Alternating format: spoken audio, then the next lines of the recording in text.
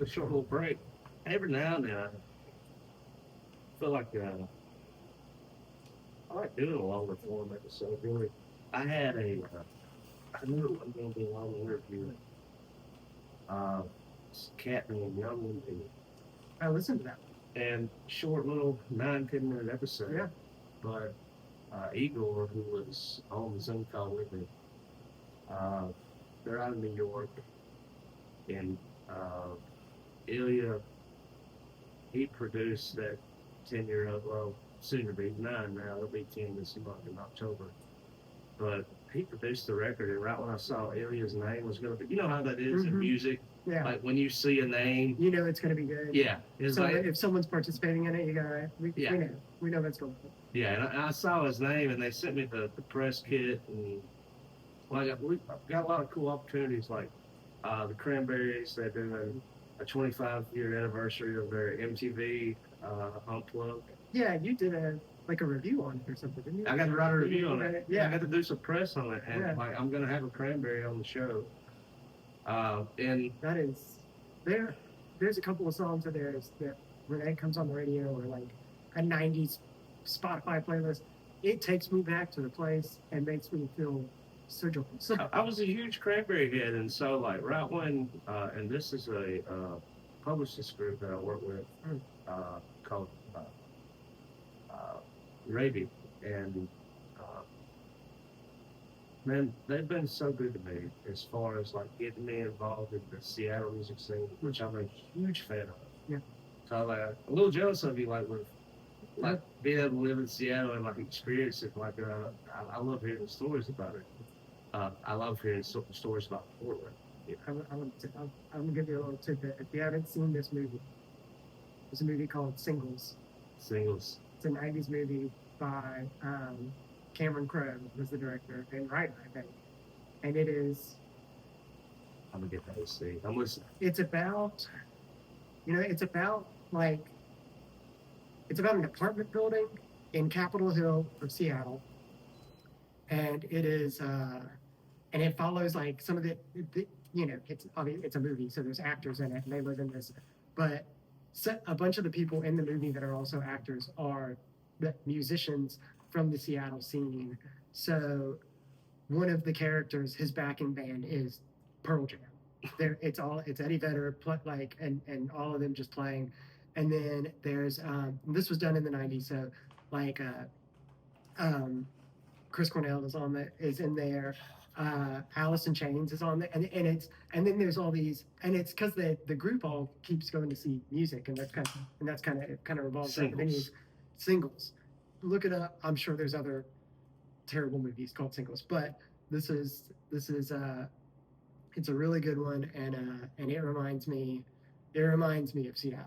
And it's in Seattle, and then there's a bunch of cameos in it, like the guy from Tad is. He answers it. He's on the screen for like 10 seconds, and it's just so funny. And you just see all these like grunge scene guys that you go, oh my gosh, this is awesome. But it really makes you go, I wish I could be there. When you go back to like that grunge scene, and I was so into the grunge during that time, is one of the fathers of grunge is from the Golden Triangle area. Yeah. From Columbus, Mississippi. Yeah. Andrew Wood. And what was Say Hello to Heaven? You remember that song? Oh yeah. Okay. Chris wrote that about Andrew. Oh my gosh. Pearl Jam, Eddie Vedder wrote a song in homage to Andrew. Chris and Andrew were roommates. This was back. This was pre-grunge. This was back when it was about to kick off. Like we're talking like Mudhoney. Yeah. Like right before things would go. Like that was like they were playing like Andrew's song. Like he was part of that movement. That's crazy. And it was somebody from our area that was kind of like leading the charge and like left an impact to where like Chris would say, "Say hello to heaven for me." Yeah. Oh my gosh, that's incredible. And so what we wanted to do, and I'm hoping we can pull this off, is we wanted to do something called Woodfest. Yeah. And we wanted to do it in Columbus, and we wanted to reach out to Eddie Vedder and everybody left in that scene, asking if they would come and we're going to advertise it, and we're going to definitely say that Eddie Vedder of Pearl Jam, Yeah, or it's gonna like, be. or Pearl Jam, but like, of course, it might be like get to a point to where like, well, this is kind of bigger than what we can Yeah. handle, but like, we would like to do that because like, we feel like a lot of people don't really realize like, when it comes to the scope of music, like, we take the blues, right? Yeah. It was like, okay, yes, Mississippi for sure. Like, Yeah. you got the famous crossroad Mm-hmm. with Robert Johnson, or Yeah. you could take Bentonia blues with the Bluefront Cafe with Yeah. Jimmy Duck Holmes, or you have the Delta, you have the Hill Country, and all the stories about how it went up to the river north to Memphis, and it made its way up to Chicago, and Yeah. here come Motown, and here come rock and roll, and then Yeah. the Rolling Stones and Led Zeppelin would come to, they want to get dirt from the crossroads, and just how like music was really derived from here. Yeah. And like, I really want people, especially from here, to know that one of our own kind of helped develop one of the modern sounds that many people still haven't gotten over, and we call it grunge. Yeah. It's all. It's funny that all the web of music just is connected around just the whole world.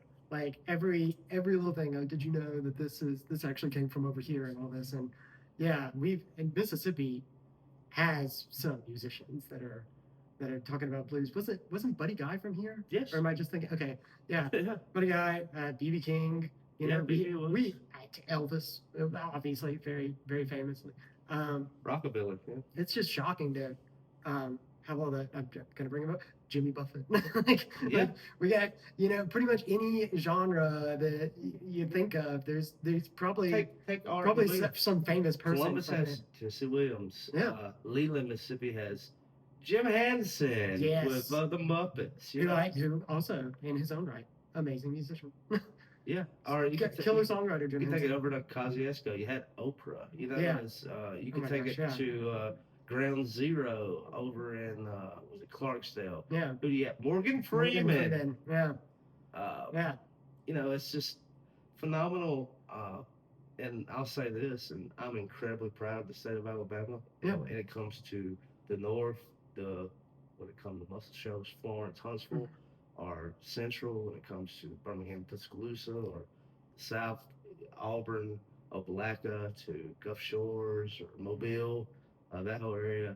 The entire state of Alabama for the past 15, 20 years has really showed out. Mhm. But also, like Mississippi, and this is one thing I want to, and I don't know, and I don't want to do too much politics, and I'll say this and I'll get off of it, but it's like with a lot of the gutting of grants and in NGOs and GMOs, or whatever, that's happening is claim to fame with Mississippi and like why I love Mississippi. I'm an Alabamian, but I live in Mississippi. I love the Blues Trails markers. Yeah. I I love how much money Mississippi gives to the arts. Yeah. And it's in every small town. I see it. It shows out because we have such a vibrant art scene, in my opinion, in Starkville. Uh, um, Columbus is it rules. Hattiesburg rules. Jackson rules. I mean, we name off names. We can go to Northman. You can go to Tupelo. You can go to Corinth. You can go to a small town. Corinth, never heard of it. Yeah, you have. The Squirrel Nut Zippers. You know Jimbo Yeah, Mathis. yeah, You know, yeah. it's like you know some things. You just don't know you know it. Yeah.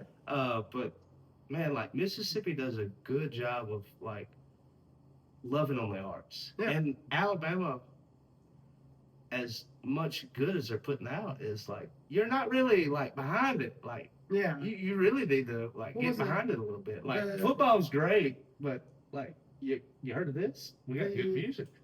The license plates in Mississippi for a while had Lucille on it, BB King's guitar. Yeah. Just in case. Yeah. I feel like everyone knows it, but Yeah, I mean, just and Yeah. I mean that is. I mean, even with like the festival, like my porch fest, it started in my backyard. It started on my porch. So it's called I would assume. Porch Talk, Porch Fest.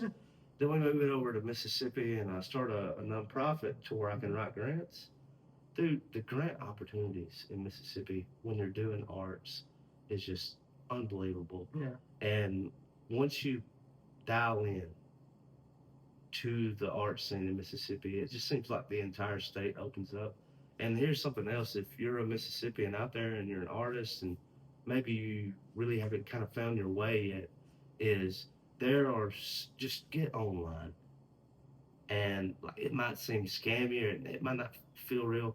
There are so many like opportunities for you to get a grant, for you to be able to do what you want to do. Like you might not have to work for a year. You might can live off a grant and like really pursue, like if you're into clay work or whatever it is that Yeah. you're into, like Mississippi really will, because like Mississippi is real proud of like producing artists. Yeah. It's one thing that Mississippi does really well. Yeah. And we lose a lot of artists, and they move. They move to the Northwest. They move to the Midwest. I mean, a lot of people call Columbus Little Chicago or Little Memphis. I mean, because that's like we have transplants back and forth. Uh, but yeah, man, that's my big tear on, like, man, I'm proud of Lowndes County and Tibaha and just this area that we live in. Such an odd little thing that popped into my brain. But you were saying if you were into like clay work or whatever, why would you move away from Mississippi? Famous for the red clay. Yeah. Famous for that. I've got a song called Red Clay Roads, because once you get into if you're driving in from Tennessee, Louisiana, Alabama, whatever, as soon as you hit Mississippi, the roads change colors because they use the red clay in so many of the older roads. They're repaving them now, but and that's like such a real earthly connection to Mississippi. You get in there and like the roads themselves have the red clay of Mississippi. In the Shelby County Fair, very popular festival, uh, maybe the most popular state level festival in the entire state. I've had the honor, privilege of playing it a couple of times. I also consider it to an honor and a privilege to go and to be a part of it, because it's like they do it so well. Yeah. And I really like the campgrounds. I like the whole aesthetic of it. Netflix, the last time I was there 2 years ago, Netflix was filming. Uh, and, like hindsight, I was kind of looking at it. I was like, well, I wonder, because I was like, I signed off on a lot of NDAs and things like that. And I was like, I wonder how big of an ass I made of myself. But yeah, you may be floating around on Netflix somewhere. I mean, who knows? But like, you don't wear anything you like at that fairground because red clay. Your clothes are ruined. Yeah. Don't wear your nice shoes. Yeah. It's just pretty much anywhere in Mississippi, but it's.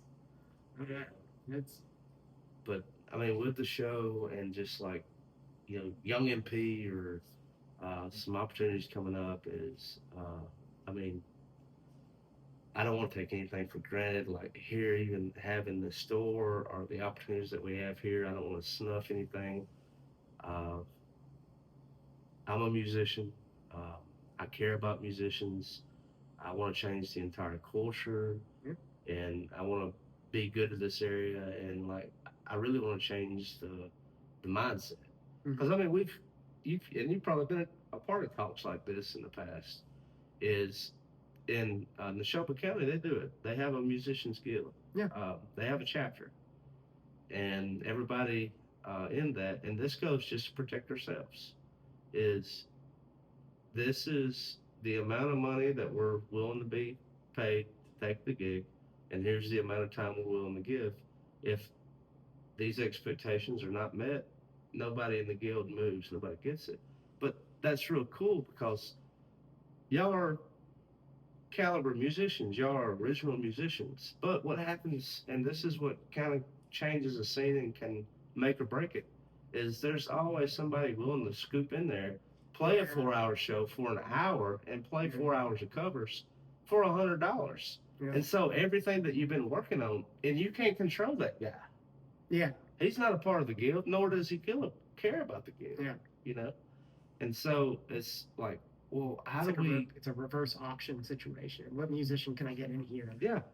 For the least. And so, I mean, even with this, it's like with BMI and ASCAP, and even if like you have music online on Spotify, you know, the way that we register music and timestamp things and like ownage, like if I made a YouTube video of me playing a song that I wrote, Hmm. you have the physical timestamp, you know, when the video was published. And so there's some copyright there with that, Hmm. in a sense. And then sometimes I still do recommend people like, you know, you should register your songs with BMI or Yeah. ASCAP or with such. Now there's a guy in Tupelo, I'm not going to call him by name, but all of this will be coming to fruition for him. And like I'm just kind of picking your brain on this, Yeah. is because I don't feel any kind of way about it. Uh, I see both sides, and it sucks, but I get it. Yeah. Uh, he's a musician. Now, he was the front man for a prominent cover band in North Mississippi for years. He decided to affiliate with BMI. Hmm. Now, he's going to be the guy with BMI that goes and busts people chops at these venues for not paying their BMI dues. Um, And what's ironic is like in the post that he made on social media about like taking over this role and doing it was, I'm starting with the places I play. And I was like, you're gonna blackball yourself. yeah. Yeah. Because like here it is I believe in paying dues and I believe in BMI and ASCAP for what it does for the musician to protect them. Especially if it's you're shopping at Kmart or Walmart. You should be paid for music being played over the Yeah. radio. Yeah. You should be paid for your song being streamed through a phone. Uh, if it's a bar slash venue that doesn't do live music and they just play music, yes. If Yeah. it's karaoke, yes. If you're a venue that is offering live original music, I think you should get a pass because Yeah. you're already paying. Yeah. And it's not like what we were saying earlier. It's not like some gigs are sweet. You get in there and you've got a 45, maybe hour and a half, 2 hour set. You can play a bunch of your originals, maybe do a couple of covers, and really have fun with it. Some gigs you play like at just some local bars and stuff, they're expecting sometimes 3.5 hours worth of music. And first off, even if I had that much in originals, I would not subject a group of people to that. But also, it kind of feels like it's blamed on the musician for having to learn cover songs and play cover songs. But that's what some of these places want. They want you to be kind of background music, and the people that are there want to hear songs that they know. And so you have to sprinkle in your originals, but mainly do. And it's like, it seems like that shouldn't be caught in the shadow of Yeah, sure. the BMI. I had I was interested in getting into this scene. It's a college town, Yeah. SEC college town, and it was one of the closest bars slash clubs, and I wanted my band to play there. Mhm. We rock, you know. We'll get them on the dance floor, get them Yeah. moving. It'll be good. Yeah, we can play 3-4 hours. You know, we can play and we can stretch. We're gonna play some like Grateful Dead, and we're gonna do like Fish, and like, Yeah. you know, college kids love that. Yeah. It's gonna get them moving, and we feel good about it. And I go over there and I negotiate. Yeah, we're good. Come in and meet. We like to meet if we're gonna put you on. Like you're gonna play the third Saturday every month for the remainder of the year. Like just Yeah. I got there to meet. Slid across the table the set list. Yeah. Yeah. Here's the songs you're gonna play and when you're gonna play them. And I said, Yeah. well, No, sir. see ya. Yeah. That's. I said, what's that? I said, I don't do that. Yeah. I ain't a jukebox. Yeah. That's. First off, okay, a lot on this subject. Okay, I have played some weddings where I've had to learn a couple of songs. But I'm never going to do a thing where I am given an entire set list like that. For one thing, because I didn't. It just seems so empty. Why would you get into music if it's literally just go, I can learn any song, so I can play any song, so I can make money?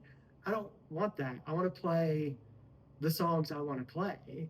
And it's like with, and please, I get a little flack for saying this every now and then. There is a, I'm seeing less and less of it now, but there is a trend where I'm seeing a lot of musicians that when they're playing at, just like a local bar or whatever, they have an iPad in front of them. And so that way, if anyone requests a song, if they vaguely know it, they can, or almost even more annoying to me is songs they already know, but they've got them up there as like a failsafe, which I get. I forget words to my own songs, and everything. But my set list is literally a sheet of paper. It's just all the songs. It's all my original songs, and then it's the name of like all the songs that I play. This is not all the songs I play. It's all the songs that I've played enough and have memorized and enjoy enough to not have to need help with that. And so if you're someone that I'm not digging on anyone, I promise. It's just the way my mind works is first off, I can't do that because I can't concentrate on one thing. I barely can open my eyes when I'm playing music. I have to like concentrate really hard. And it's not because anything I was looking back on my clothes on Sunday set here. Yeah. My eyes were closed the whole time. Well, and it's not like anything. I'm not saying it like I have to concentrate because my stuff is so complicated and deep that it's. That's just how I do it. That's how I feel like connected with myself. And then, so first off, I'm not going to be able to like stare at something while I'm playing. But also, honestly, I just think that if I can't, for my personal style, if I can't get behind a song enough, be it one that I've written or a cover song I want to do, if I can't get behind it enough to learn it and be comfortable enough to not need assistance with it, I shouldn't play the song. It shouldn't be on my live set. It shouldn't be on any live thing I've done. And so, yeah, I don't know. I had other things I was going to say about that. I don't know. That was like a weird. No, it's not a weird segue at all. But with the open mic, I will do this, is I bring a standout. Mm-hmm. And if I see new players, if I see like they're probably going to be using a phone or iPad, yeah, I'll put my phone up to help them make it comfortable. Yeah. I'll go the extra mile. I will bomb on purpose for people. Yeah. Well, now this is an interesting sidebar on this because open mics are usually you're trying stuff out. Yeah. You're trying out new stuff, and if you're bringing like a sheet of lyrics or your iPad with some stuff you're working on, you're trying to see if it works. You're trying to see if it's going to be accepted. But I mean, if you're playing a gig and you're just if it's a gig, buddy, you want to. I just don't want something. No, I'm 100% behind because that. then you also lose, like, if someone's just staring at that all the time, you're losing, like, the connection with the people. Yeah. And, there's a lot of times I play gigs where I'm the background noise, and there's no connection with the people. Well, segue on that, dude, is, like, I'm huge on this, is if you and I went out to get a bite to eat, I leave my phone in this room. Yeah. Like, it's about what's on the table and, like, what we're going to talk about. Yeah. I find it disrespectful if I look across the table and you're on your phone. Yeah. Like, why are we doing this? When I play gigs, I normally wear a watch because I don't even like to pull my phone out and like check the time. And so, yeah, that's good. Why I started wearing watches, which I forgot why, but it's just because I feel so laid back and comfortable about all this. So not to work. Well, dude, this is gonna be like. I love these shows. Yeah. And whether it's, I don't know the number. It could be 5, it could be 10, it could be 20. Yeah. Hell, it could be nobody. I don't know. Because the history of this town, somebody else in recent years, probably in the past 5 to 10 years, tried to do live music. Yeah. And it wasn't supported. Now, granted, like, this is being supported, off the back of a lot of Columbus, like, and a lot of Tuscaloosa. There are people from here that come out to support this show, but I mean, that's one thing that I tell them. We got the QR code on the counter. We got that sign made that sits right there by one of the shot Yeah, containers. Is like we're just trying to tell people is, dude, like we are not messing around. Like this yeah, is like if you read I mean, it's right there. Like you can read that description. It's like this is caliber music. yeah, Like we're not playing around. yeah, Um, and you get it. And we're asking that you give 5 to 10 to $20. yeah, If you don't give anything, I don't care. Come be a part of it. yeah. Just come support. Like, 'cause that's how it lives. Yeah, Is now granted, it's like, do I mind playing for 5 people that really want to hear me? No, but I know some people kind of like gets in their head about it. You shouldn't. I'm. Why are we? Why else are we doing it? Why is anyone painting or writing books or writing songs, recording music? It's so we can get it out there. It's so we can and like sometimes it's for our own need. Like I'm working on I'm working on a new album. It's going to be several months before I'm done with it because I'm only finding a couple of hours here and there on the weekends to do it. But the last album I put out was like 5 or 6 years ago, and I'm still am very proud of it because it's like really me. I just did all the stuff on it. I played all the instruments and everything. Just really recorded it the way I wanted.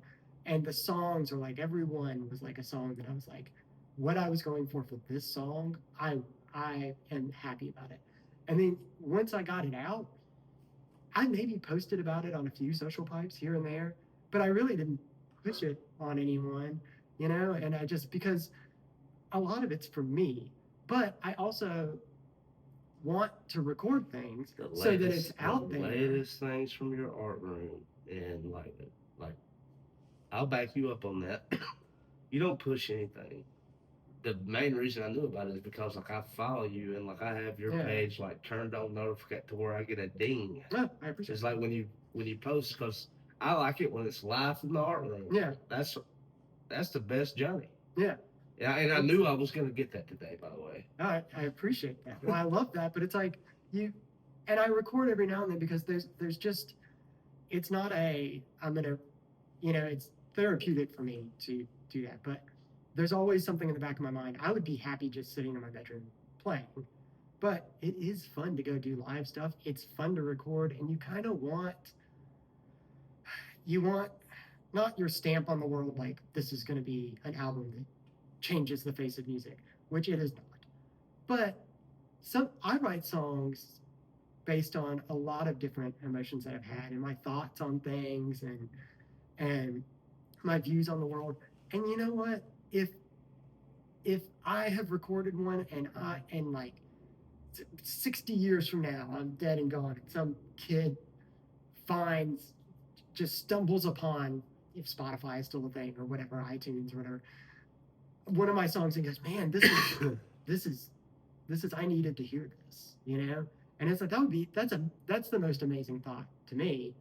And if you can do that, and like when you go see your friends play music and their songs like make you feel anything, if they make you feel like just proud of them for writing that song, or makes you feel the heartbreak that they felt, or it just makes you want to get up and dance because it makes you feel happy, it's like that's why else are we doing it other than to like help fix our own souls and help ourselves therapeutically, but also just in case there's someone else out there that might need it. well, brother, I'll tell you this: is just over there on top of that computer monitor. If we have some time, I don't know if you're a fan of it. Personally, I am not, and it isn't that if their song comes on the radio, Mhm. I would be like, ugh, and turn it. Yeah. It's just, it is not my style of music. Okay. I don't have a single problem with them. Yeah. But I do like that CD. Um, What do we? Somebody brought in a customer of mine. Mm-hmm. It is on a blank burnt CD and it says BS on it. Yeah. And I was thinking, is it bull? Yeah. No, it's Blackberry Smoke. Okay. And it was before they were polished. Yeah. Like this is like garage version. Yeah. I like that a lot better than what I hear now. Yeah. With it, it's the polishing of things. It's why like every band I listen to, if they've got a live album, it's 100% going to be my favorite album. Yeah, that little CD rules. Yeah. Like I listen to that every day. You know, like, and I'm not saying anything against what they do. Like I say, it's not my style of music. Yeah. Um, not taking anything away from it, but I really like that. Yeah. And the album that I'm going to give you is like I think it's transformative. Like it's one of my favorite singer songwriters in the state of Alabama, and I think you'll get a lot of miles out of it. Excellent. Yeah. I think it'll help. It's helped me. Yeah. It's changed the way that I look at chords. Mm-hmm. It's changed the way that I think about patterns, the way that I think about phrasing a sentence. Yeah. It's really good things, which is something that you do a really good job of, especially, I keep going back to it with the last song on your set, the song that you wrote for your wife, Mm-hmm. is I haven't been able to get to that place in songwriting. I am still more abstract. Yeah. But like with that last song, and like a lot of the songs that, well, almost every single one maybe that you shared today, it felt like I was walking in your shoes when you shared them. Oh, I And you do a appreciate really that. good job with that. Uh, man, makes me feel like I might need to do a little. Maybe that's just the way I'm at. Maybe there's Hey. nothing wrong with it. Abstract stuff is awesome. I've got a few songs that I don't really play often that I swear they only make sense to me, but like Yeah. but like abstract stuff is I enjoy stuff that makes me go, this is stirring a feeling up in me, but I don't know what and I don't know why. Yeah. But it's still, you can connect to it. Yeah, but like I can immediately connect to your songs because like right out the gate, like you're giving me a window to your life, your soul, so to speak. All I can do is just be as open as I can. I respect That's right. that. And maybe that's why I'm so afraid, you know? Maybe.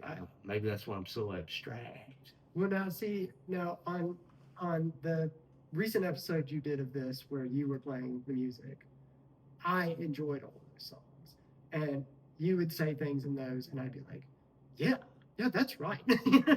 I get it, you know. So, well, maybe it's not as bad as I thought. Yeah, I was on board with all. Right. Thoroughly enjoyed it. Well, no, we're doing it back and forth now. Good. Well, dude, let's do.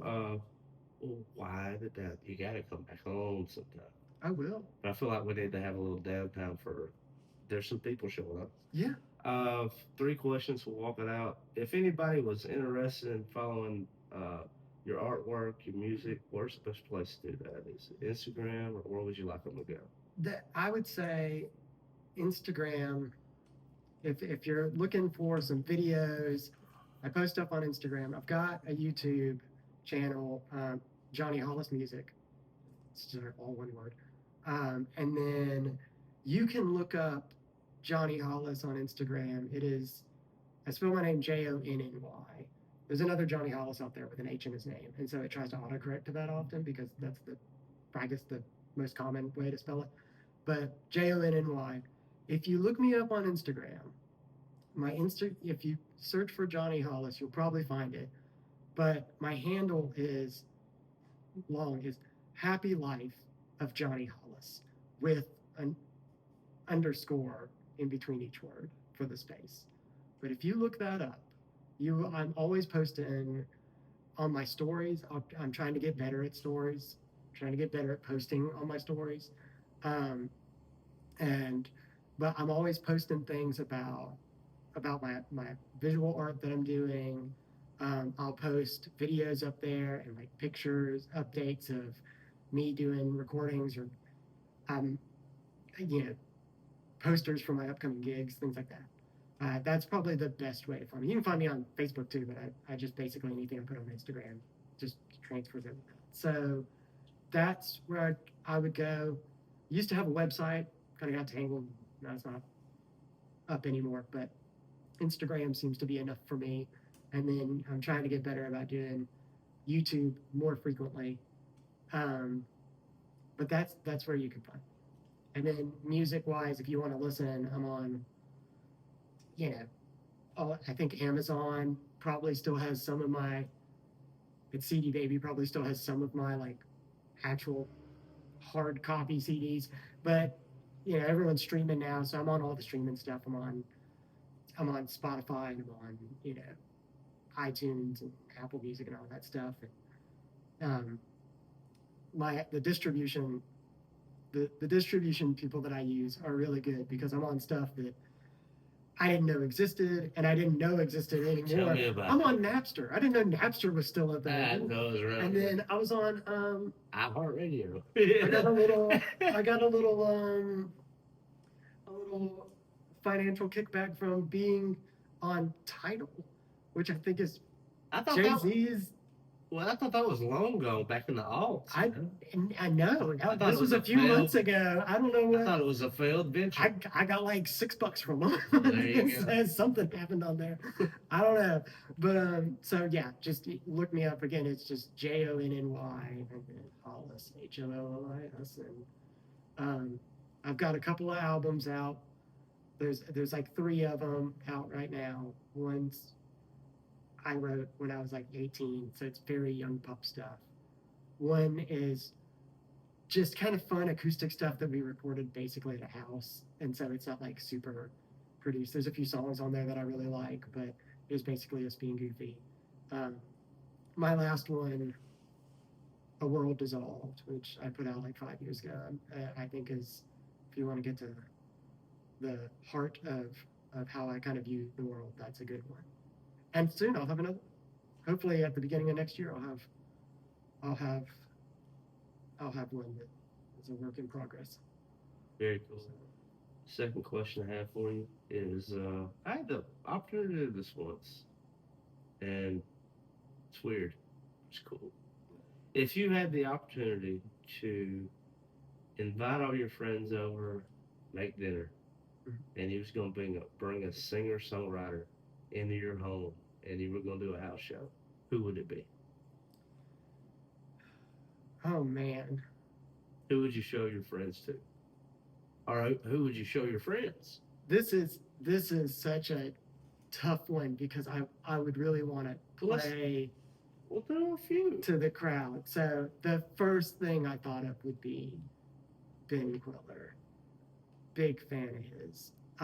If I was trying to introduce my friends to some people that I don't, these are just going to be names we've already listed, but I really feel like Brett Dennen would be really fun to have around. Golly, yeah. Party.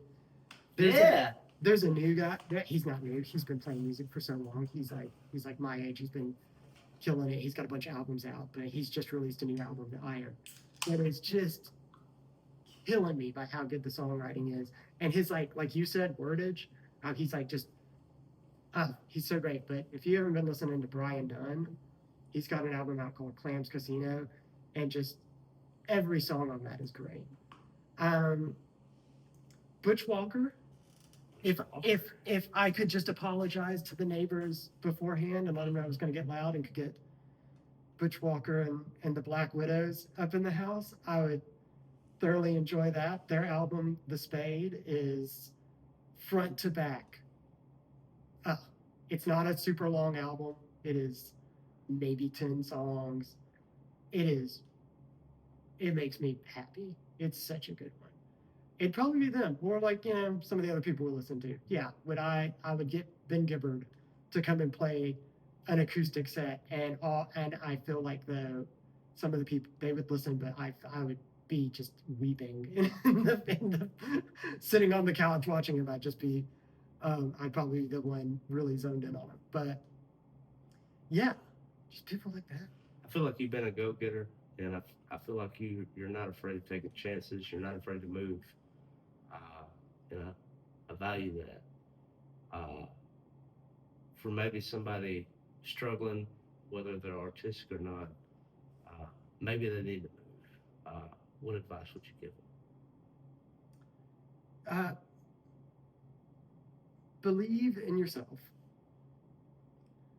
It took me so long to learn this. believing in yourself doesn't mean that you are like cocky and conceited. You can believe in yourself and be still try to be humble, but have faith in yourself more is better.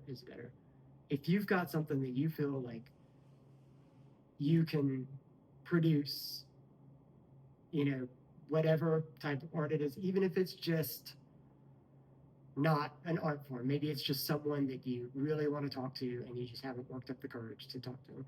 Have faith in yourself. You're valuable, you know, and um, never. This is the harder one, but just never let that spirit in you that pushes you to do whatever it is you're trying to do. Just don't let the world trample on that. Sometimes you just gotta go, well, if I'm only making this art for myself, at least I'll make it and I will have it for myself and I will feel accomplished and I will feel a relief from extracting that from my soul out into a visual, physical, audio realm, you know. But just know you're you for a reason, and you. It's a constant uphill climb to be the version of yourself that you want to be, but have faith in yourself that you can be, and just constantly. Every now and then you got to take stock. Go, hey, am I the person I want to be? Is this what do I need to lose to grow in this? What do I need to gain? What do I need to work on? And then, you know, yeah, just have faith in yourself and take that leap, because walking down that road you've never been down is the worst you're gonna have is experience something you've already experienced, but it's very doubtful that you are. It's just, know that you can do it and have fun doing it. And keep that kid in you alive, I'll tell you, and you give me a lot of hope, and kind of recharge my battery for it. But also, like, to piggyback off of that is like believe in yourself, of course, but and you probably feel this way too. You probably lived it. Is the songs that I've written, you have those lightning in a bottle moments to where like, this is the one. Yeah. This is gonna be it. But it's like it almost seems like the song that I care about the least is the one that everybody really enjoys. Yeah. It's so like you never know, and like go to that open mic, try it, play it. Like you might think you're in a slump, you might not be. Yeah, because you've written it for some reason. It might connect to someone. Just gotta know. And this is like one of the songs that I play at almost every gig. Is I honestly think I was talking to one of my friends about this the other night. I honestly think it's the best I'm gonna do. It's my favorite song I've ever written. Years from now, I might write another one that I'm like, that's it. And I love all, as songwriters, you would know, you write a ton of songs. You don't play all of them for everyone. You certainly don't record all of them. You write them because it's a practice. It's a growing. And then sometimes you write something, and like a week later, you go, "That was just what I needed for that week. I'm throwing that away. I'm never using it." Mm-hmm. But I have one song that I don't say which one it is anymore because I have a fear of being like, this is the best that's ever going to come out of my soul, and then playing it, somebody like, that really wasn't for me, which is fair. But yeah, that's like, I can't remember where I was going with that, but yeah, it's like you've got to. Sometimes it's not that song that is what people like. Sometimes it's the song that you wrote that you thought was just a silly, goofy song, and then people like that one, even though you're like, but so much of my heart is poured into this one. Oh yeah. That's why you got to, play the ones again. Have faith in yourself. Well, Jonny, Thank you so much. Thank you for your time. Don't be a stranger. You got to come back. I will come back anytime you want me to. This has Uh, been so good for my heart and soul. Seriously. Jonny, we thank you. Follow him. Catch up with the story. Check out his new work as it comes out. Jonny, thank you so much. We're done here. This has been Porch Talk. Jonny Hollis. Yeah.